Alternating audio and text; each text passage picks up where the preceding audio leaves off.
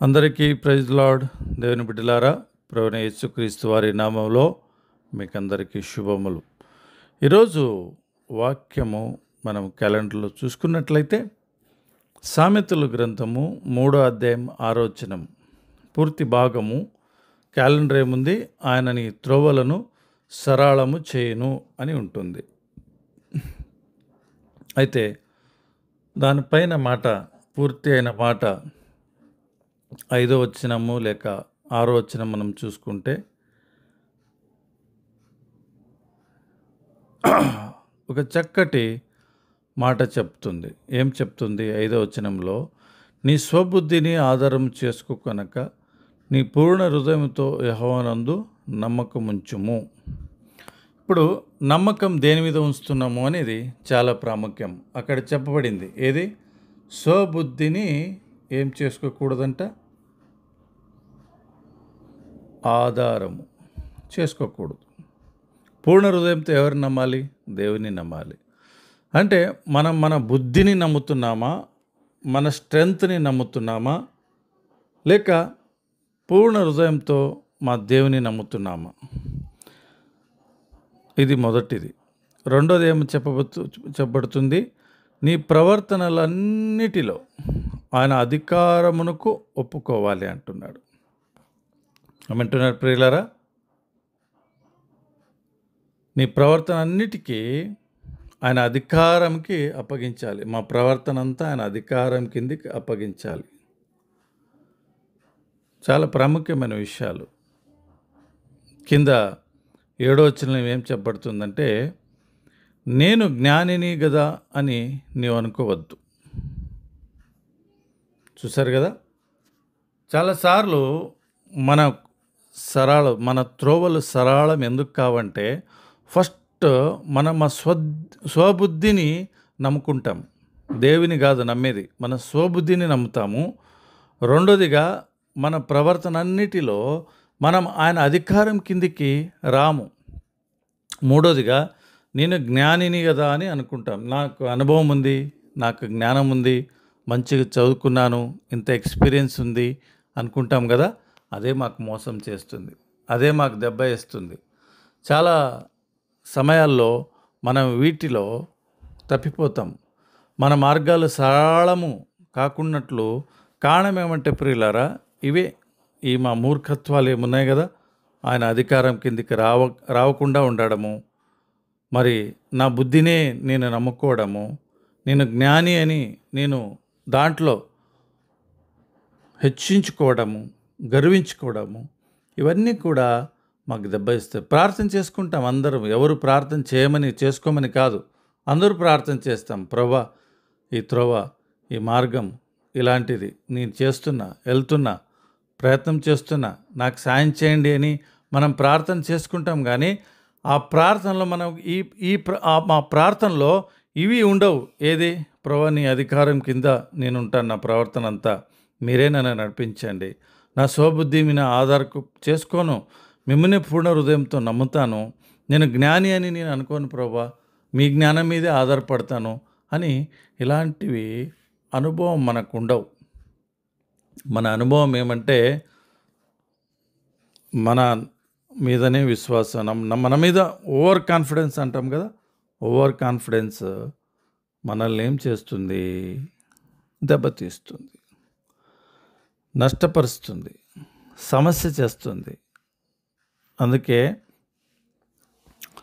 యెరెమీయా గ్రంథంలో 10వ అధ్యాయం 23వ వచనంలో ఒక మాట ఉంటుంది ప్రియులారా, యెహోవా తమ మార్గము నేర్పరచు కొనుట నరుల వశములో లేదనియు, మనుష్యులు తమ ప్రవర్తన యందు సన్మార్గమున ప్రవర్తించుట వారి వశములో లేదనియు నేను ఎరుగుదును అంటాడు కదా.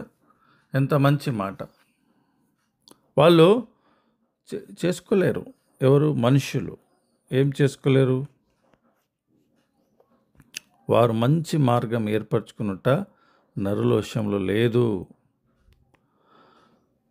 మనుషులు తమ ప్రవర్తన యందు సన్మార్గంలో ప్రవర్తించుట కూడా వారి వశంలో లేదు, వాళ్ళ చేత కాదు అని. ఎందుకు కాదంటే ఇవి సామెతలు చెప్పబడింది కదా. అధికారం కిందికి రాక ఉండడం, ప్రభుని పూర్ణ హృదయంతో నమ్ముకోక ఉండడం, మా జ్ఞానం మీదనే ఆధారపడడం మనకు దెబ్బతీస్తున్నాయి. నువ్వెంత చదువుకున్నా, మనమంతా ఎంత చదువుకున్నా, ఎంత ఎక్స్పీరియన్స్ ఉన్నా, ఎంత శ్రేష్టమైన ఈ లోకంలో నోబెల్ ప్రైజు తీసుకున్న వారు ఉన్నా, మనం ఆయన జ్ఞాన ఎదుట ఏం పనికిరాము. We are the waste fellows. మనుషుని జ్ఞానం పనికిరాంది. పై నుండి వచ్చే జ్ఞానము పరిశుద్ధమైనది. అది అన్ని విధాలుగా మంచి చేసేదిగా ఉంటుంది. అందుకే మన జీవితాల్లో మనం నేర్చుకోవాల్సిన గొప్ప అద్భుతమైన పని ఏమంటే, మనం ఏం చేస్తున్నాము అనేది చాలా ప్రాముఖ్యమైన విషయం. మన త్రోవలు ఎట్లా సరళం చేసుకుంటున్నాం అనేది చాలా ప్రాముఖ్యమైన విషయం. కొందరు బలహీనులు ఉంటారు, ఎక్కువ చదువు ఉండదు, ఎక్కువ అనుభవం ఉండదు, వారి జ్ఞానం కూడా ఎక్కువ ఉండదు. భూలోకంలో ఏ విధమైన మంచి వాళ్ళు అనుకోరు. వాళ్ళ దృష్టిలో, మనుషుల దృష్టిలో అట్లుంటారు. అలాంటి వాళ్ళు ఏం చేస్తారు కదా, తమ మార్గాలు సరళం చేసుకుంటారు. ఎందుకు? వారు దేవుని అధికారం కిందికి వస్తారు, పూర్ణ హృదయంతో ఆయన నమ్ముకుంటారు, స్వబుద్ధిని ఎప్పుడూ ఆధారం చేసుకోరు. మరి వాళ్ళకు ఉన్న అనుభవం, జ్ఞానం కూడా వాళ్ళు దాన్ని పక్కకు పెట్టి ప్రభు మీదనే చూస్తూ వెళ్ళే ఒక అనుభవం చాలా గొప్పది.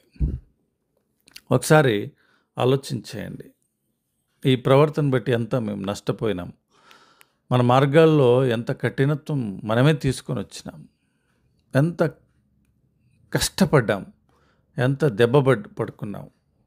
ఇవన్నీ కూడా మనం పరీక్షించుకోవాలి. అట్లా ప్రభుని అడుగుదాం, ప్రభా నాకు మంచి బుద్ధి దయచేయండి. ఏం బుద్ధి?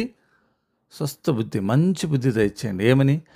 మిమ్మల్ని నమ్ముకోవడానికి, మీ అధికారం కింద ఉండి నేను నా ప్రవర్తన అన్నిటినీ అధికారం కిందికి తీసుకొని రావాలి. ఎవరి అధికారం కిందికి? ఆయన అధికారం కిందికి. భక్సింగ్ గారి విషయంలో చూస్తాం ఈ మాట. మనం భక్సింగ్ గారి గురించి ఎంతో చెప్పుకుంటాం, కానీ మనం అవి చేయము. అందుకే భక్సింగ్ గారు అన్ని మార్గాలు సరళమైంది. ఎందుకు?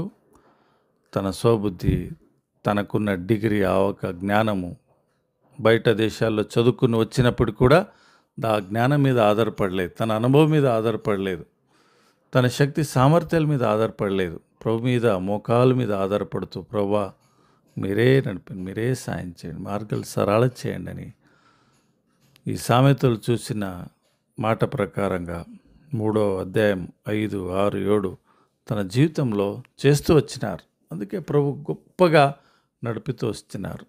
మన పరిస్థితి ఏంటి? డబ్బు ఉన్నప్పుడు ఒక ప్రవర్తన ఉంటుంది, డబ్బు లేనప్పుడు ఒక ప్రవర్తన ఉంటుంది. ఇవన్నీ విడిచిపెట్టి ప్రభు వాక్యానుసారంగా మనకు ముందుకు సాగుదాం. ప్రభు అట్లా మాకు సాయం చేయను గాక.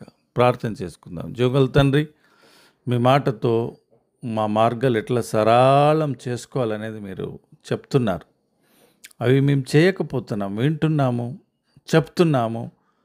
వ్యక్తిగత అనుభవంలో మనకు అవి లేకపోతున్నాయి. కారణం ఏమంటే తండ్రి, మీ అధికారం కిందికి మేము రావట్లేదు, పూర్ణ హృదయంతో మిమ్మల్ని నమ్ముకోవట్లేదు, మా బుద్ధిని నమ్ముకుంటున్నాం. మనకున్న జ్ఞానము, డబ్బు, ఐశ్వర్యము, సంపత్తు, మనకున్న లౌకిక అధికారం, వీటన్నిటిని నమ్ముకొని మేము ఎంతో నష్టపోయినాం కూడా. మమ్మల్ని జ్ఞాపకం చేసుకోండి, సరిచేయండి, సిద్ధపరచండి. మీ కృపలో ముందుకు సాగడానికి కావాల్సినంత కృప మాకు దయచేయం తండ్రి. యేసు మహిమగల నామంలో ప్రార్థించి వేడుకుంటున్నాం తండ్రి. ఆమేన్. ప్రైజ్ లార్డ్ ప్రియులారా.